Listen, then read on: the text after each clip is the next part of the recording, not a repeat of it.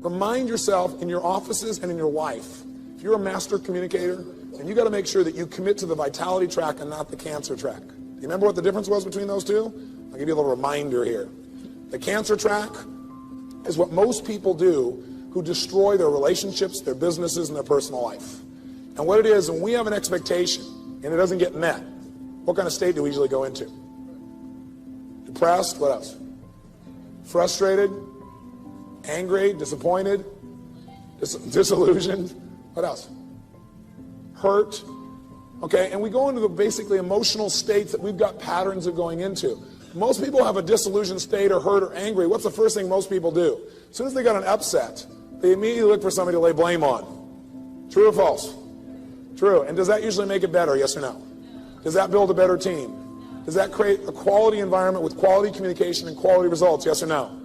No way. And by the way, people don't just blame, like, let's say, the doctor or their staff members. Most people do blame others, but some people just blame themselves. Does blaming yourself motivate you to really become better? Rarely. And some people don't blame themselves, they blame circumstances. Well, it's not my fault, it's because this and this and that. You know, the truth of the matter is we can always find a reason why something isn't working. But the bottom line is we have to be responsible for the results. Now, what do some people do? They go, okay, well, now that I'm done laying blame, that's not enough. I'm angry, and I need to make sure I feel justified, so they go to step 2. They justify and complain to other people. Go out there and subgroup. We talked about this before. Now, how many have seen this happen in your office amongst anybody in the last 60 days? Let's see some honest hands. How does it feel, again, when somebody, let's say, talks behind your back? When somebody subgroups, and 2 people get together and say, oh, so-and-so's there. How does that feel to you? Yeah. If you keep doing that, what's going to be the ultimate impact on your relationships? It's going to destroy them. It's going to screw them up royally. You've got to stay out of that place and promise yourself and commit not to subgroup. But if you've got an upset, who should you handle that upset with? That person directly. Third thing people do is after they get enough people, and they all say, yeah, I'm upset too. By the way, what are your chances of finding somebody else who's upset? Somebody else whose expectations are not been met. What's the chances of finding somebody like that? About 100%, right? It's called life.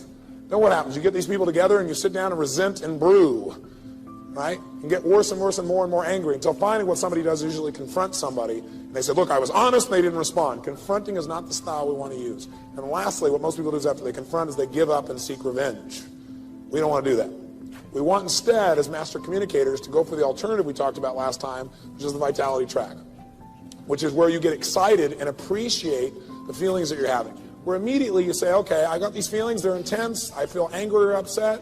That's exciting. I need to appreciate the fact that my brain is telling me that I need to change something. Because we all found out last time, negative emotions are a signal. They're a call to what? Do you remember?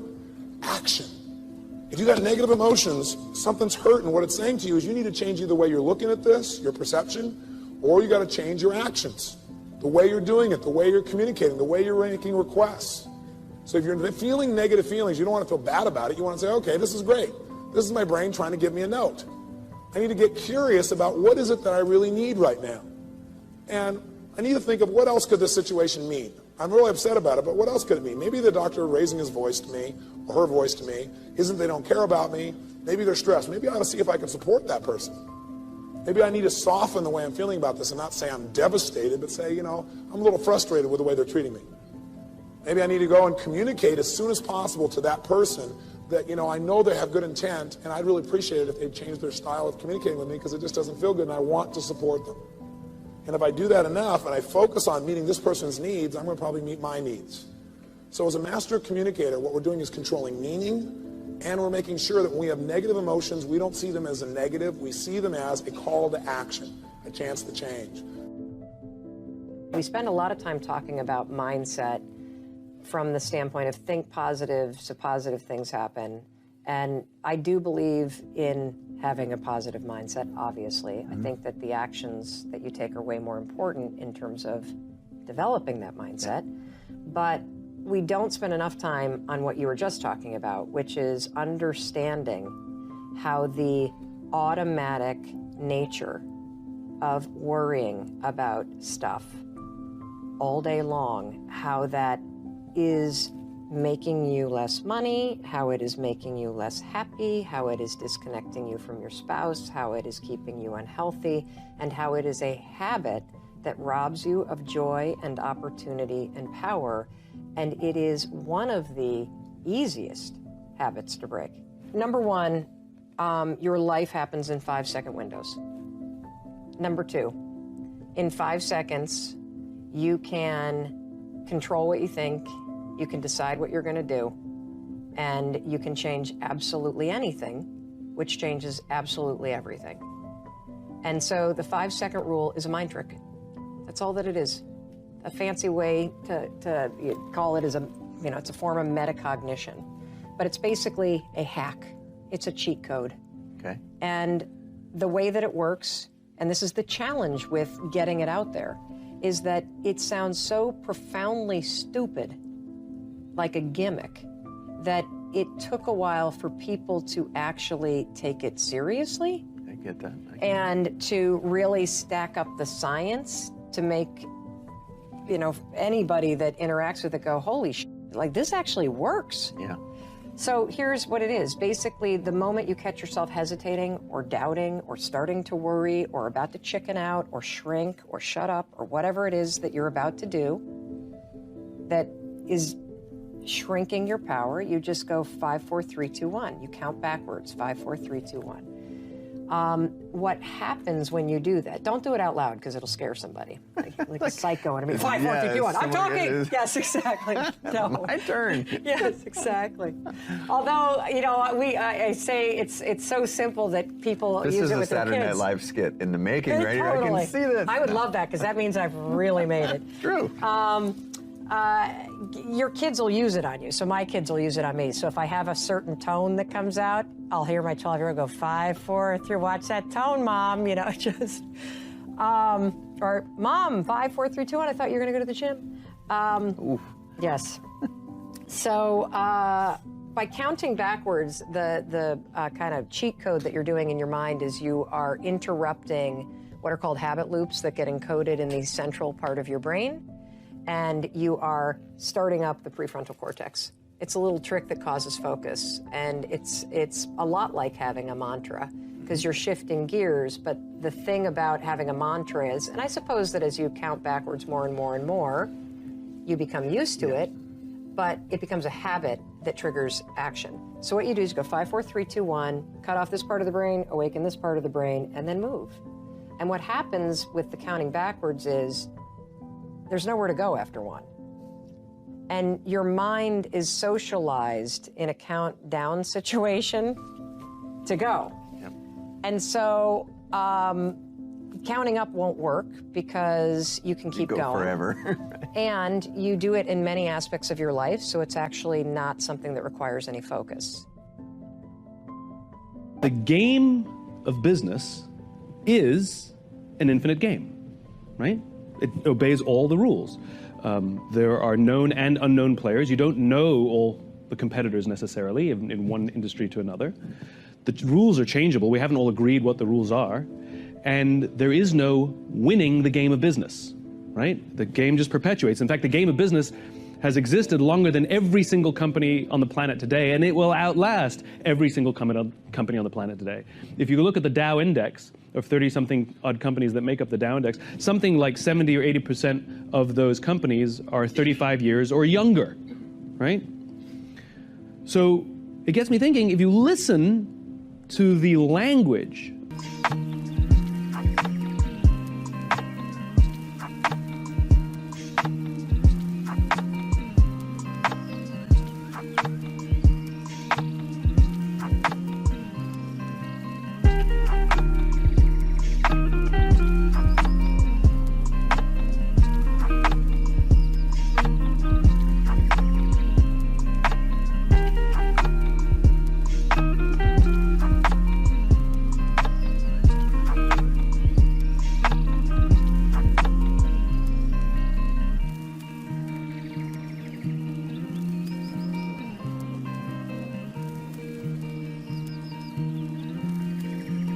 that companies use, they don't know what game they're in. They talk about being number one, talk about beating their competition based on what agreed upon criteria, based on what agreed upon time frame. Is it market share? Is it profits? Is it revenues?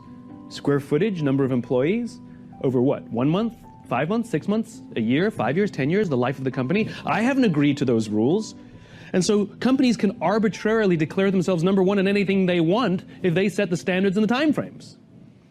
And the only reason we do these things on an annualized basis, we tend to compare ourselves to other organizations annually, is only because we pay taxes annually. If we paid taxes every 18 months, that would be sort of the standard. But again, we still haven't agreed what the metrics are to be number one.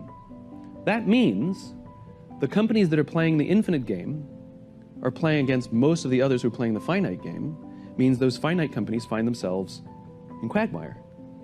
Almost every single bankruptcy, not almost every single bankruptcy is a company that's run out of the will or the resources to play. They drop out of the game. The game will persist. Another company will fill their space. It's not like the business stops or the industry ends. And the companies that are playing the infinite game will frustrate those finite players, which I absolutely adore. So I spoke at an education summit for Microsoft. I also spoke at an education summit for Apple.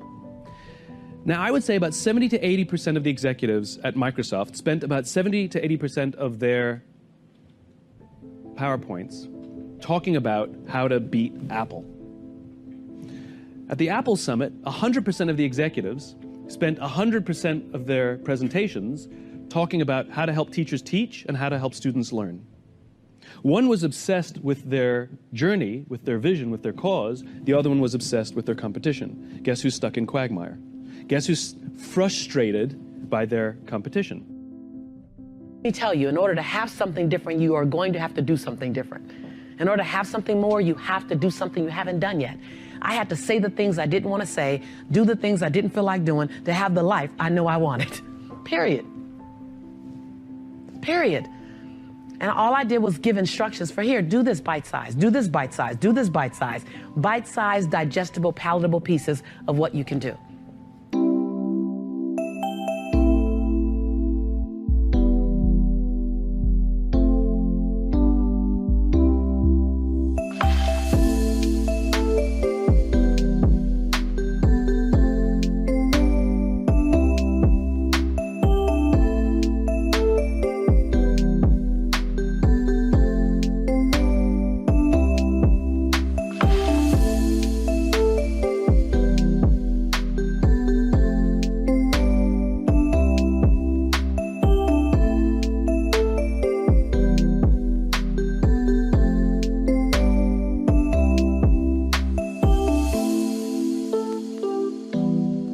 Does that sound good, you guys?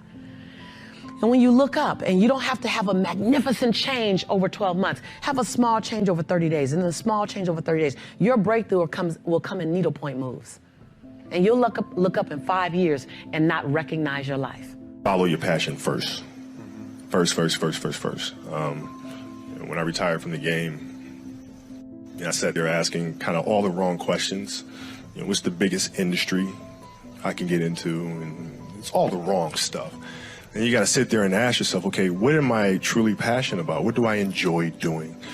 And when you feel that way, honestly, you feel like you have never worked a day in your life. It's the most fun thing in the world. You get up in the morning excited about what you're doing. And you got to be really honest with yourself about it. If you wake up in the morning and you're dreading going to work, do something else. Right. Do something else. And those are hard decisions to make, but when you make those decisions, it's a very liberating experience, and you find out that the rewards will come.